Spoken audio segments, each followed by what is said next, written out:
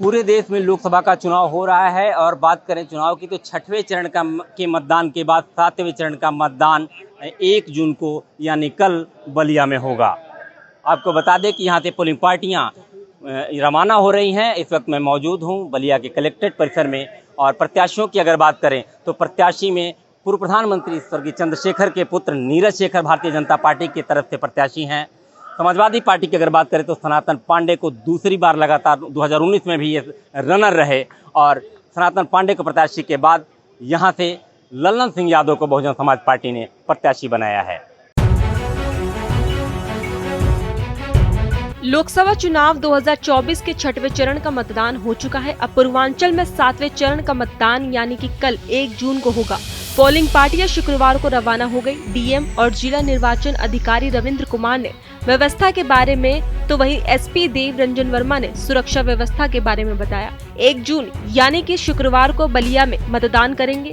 तिखमपुर नवीन मंडी से लगायत डीएम कार्यकाल के पास पोलिंग पार्टियों को रवाना किया गया। बता दें कि बलिया जिले में बलिया, सलेमपुर और घोसी लोकसभा के रसड़ा का मतगणना बलिया के तिखमपुर मंडी समिति में ही 4 जून को किया जाएगा। डीएम रविंद्र कुमार ने कहा कि लोकसभा चुनाव 7वें चरण में कल शनिवार को मतदान होना है। उसी के दृष्टिगत सभी पोलिंग पार्टी अपने बूथों पर रवाना हो रही है। जनपद में कुल 2606 मतदेय स्थल है जहां पार्टियां जाएंगी। इसके अतिरिक्त 182 सेक्टर बनाए गए हैं और 25 जोनल मजिस्ट्रेट लगाए गए हैं। डीएम और जिला निर्वाचन अधिकारी ने शुक्रवार को बताया कि आज जो पोलिंग पार्टी रवाना हो रही है उनको सभी सामग्री उपलब्ध करा दी गई है। इसके पूर्व ट्रेनिंग बहुत अच्छी दी गई है। वो सकुशल चुनाव संपन्न कराएंगे। गर्मी को देखते हुए पीने का पानी सब व्यवस्था करा दी गई है। इसके अलावा सभी बूथों पर एक मेडिकल कर्मी की ड्यूटी भी लगाई गई है जो आवश्यक दवाओं के साथ और 20-20 ORS पैकेट के साथ रहेगा। डीएम रविंद्र कुमार ने बताया कि बलिया हमारा सीमावर्ती है, इसलिए बाहर से जो गाड़ियां प्रवेश करेंगी बिना चेकिंग के आना मुश्किल है। लोकसभा सामान्य निर्वाचन 2024 के अंतर्गत 7वें चरण में जनपद बलिया में कल मतदान होना है और उसी के दृष्टिगत आज सभी पोलिंग पार्टी अपने अपने बूथों पर रवाना हो रही हैं। जनपद में कुल 2606 मतदेय स्थल हैं जहां पर पार्टियां जाएंगी और इसके अतिरिक्त 182 सेक्टर बनाए गए हैं और 25 जोनल मजिस्ट्रेट लगाए गए हैं। आज जो पोलिंग पार्टी रवाना हो रही है उनको सभी सामग्री उपलब्ध करा दी गई है। इनको पूर्व में ट्रेनिंग बहुत अच्छी दी गई है और वो कल सकुशल अपना मतदान संपन्न कराएंगे। गर्मी को देखते हुए हम लोगों ने विशेष व्यवस्था किया है।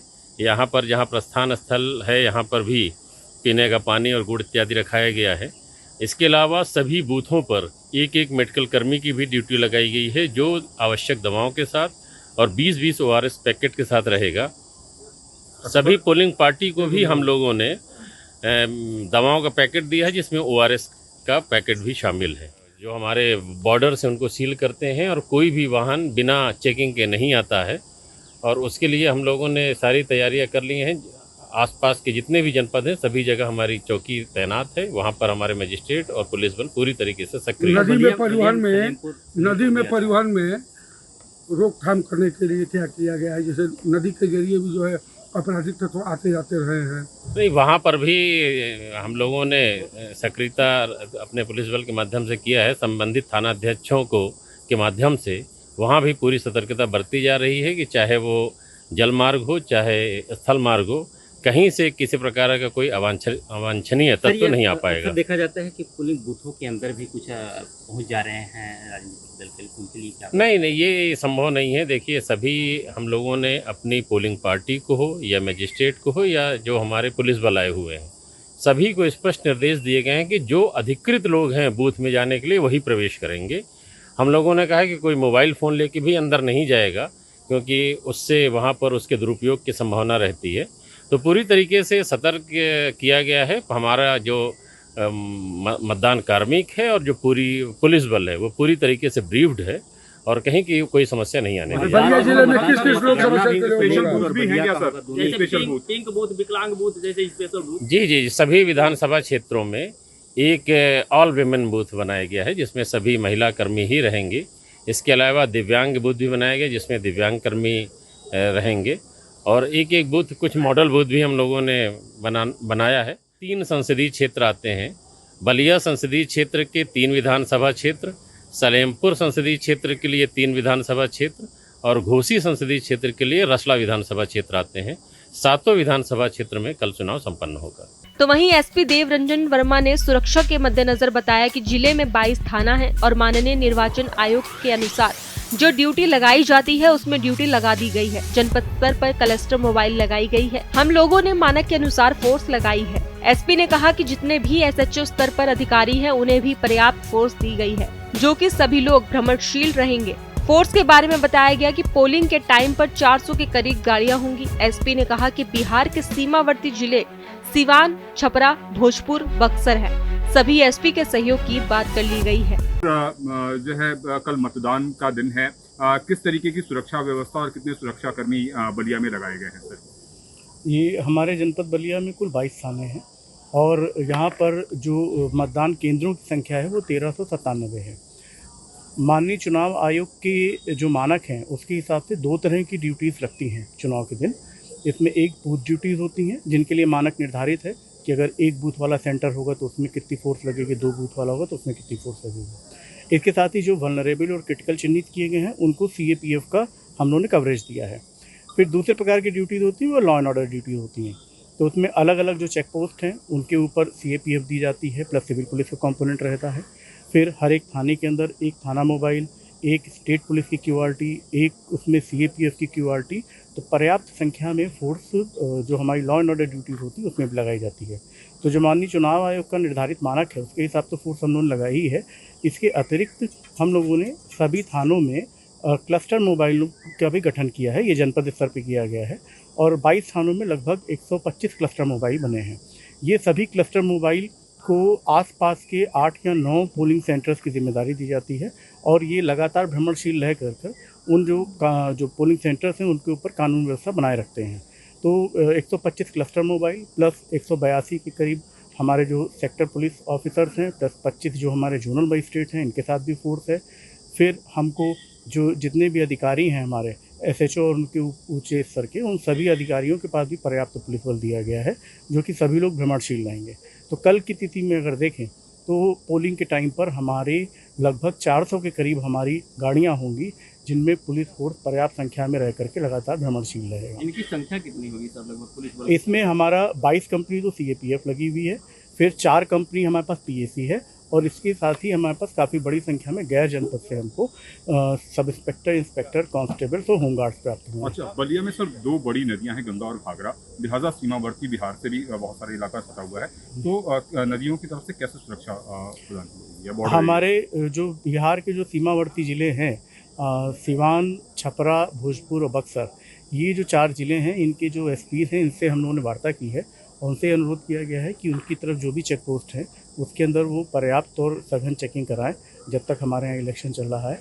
और इसके साथ जो हमारे 16 चेक पोस्ट हैं जो बिहार बॉर्डर से सटे हुए हैं उन सभी चेक पोस्ट पर SST की तैनाती की गई है और वहाँ पर राउंड द क्लॉक चेकिंग चल रही है। इसके साथ ही हमारे जो उत्तर में घाघरा नदी बहती है, दक्षिण में गंगा नदी। दक्षिण में गंगा नदी के पार हमारे 5 पोलिंग सेंटर्स ऐसे हैं जो कि बिहार से जिनका बॉर्डर सटा हुआ है और हमारे जो घाघरा नदी के पार 2 पोलिंग सेंटर्स हैं। तो टोटल जो 7 पोलिंग सेंटर्स हैं, एक तो इसमें हम लोगों ने CAPF से कवरेज दिया है, आधा सेक्शन CAPF हर एक सेंटर पर रहेगी। इनके लिए स्पेशल क्लस्टर मोबाइल हम लोगों ने बनाए हैं और संबंधित SP से बात करके इन पर विशेष सतर्कता बरतने के लिए भी हम लोगों ने अनुरोध किया हुआ है। इसके साथ ही यहाँ पर जो वेबकास्टिंग की सुविधा है वो भी दी गई है। तो हम लोग पास ऐसे क्षेत्र जो कि थोड़े दूरस्थ हैं, बिहार बॉर्डर से सटे हैं, नदी के उस पार है, उन पर पूरी तरह से शांतिपूर्ण निष्पक्ष मतदान हो तो हम लोगों ने पर्याप्त व्यवस्था की। कार्रवाई होती है वो हम लोगों ने लगभग 46,000 लोगों के खिलाफ कार्रवाई की है। इसके अतिरिक्त काफ़ी बड़ी संख्या में हम लोगों ने 350 के लगभग गुंडा एक्ट के तहत कार्रवाई की हुई है। काफ़ी बड़ी संख्या में अवैध शस्त्रों की बरामदगी हुई है, अवैध शराब की बरामदगी हुई है और साथ ही इलेक्शन जब बिल्कुल ही करीब आया है तो हम लोगों ने ऐसे लोगों को विशेष रूप से चिन्हित किया जो कि चुनाव के टाइम पर किसी तरह का उपद्रव कर सकते हैं। तो इनके लिए हम लोगों ने रेड कार्ड और येलो कार्ड भी उन लोगों को सर्व करवाया है कि रेड कार्ड का मतलब ये है कि चुनाव के दिन वो मतदान डाल करके अपने घर में ही रहें, वापस आएँ। और जो येलो कार्ड है उसके अंदर कुछ लोगों की ऐसी सूचना थी कि जो लोग अपने घर के आसपास या मतदान केंद्र के आसपास लोगों का जमावड़ा करके किसी तरह की शांति भंग कर सकते हैं तो उनको येलो कार्ड दिया। कितने लोगों को रेड कार्ड और येलो कार्ड सर जारी किए गए? ये जो संख्या है ये हम लोग की लगभग 3,500 के करीब है संख्या। यहाँ से चर्चा चल रही है कि समाजवादी पार्टी और भारतीय समाज पार्टी में कांटे की लड़ाई है और बहुजन समाज पार्टी साइलेंट चल रही है। 1 जून के मतदान के बाद 4 जून को मतगणना होगा और बलिया की अगर और बात करें तो बलिया से तीन यहाँ पे संसदीय क्षेत्र पड़ते हैं। सलेमपुर भी बलिया में आता है और घोसी संसदीय क्षेत्र में बलिया का एक विधानसभा रसड़ा पड़ता है, जहाँ के उमाशंकर सिंह विधायक हैं, वो भी बहुजन समाज पार्टी के हैं।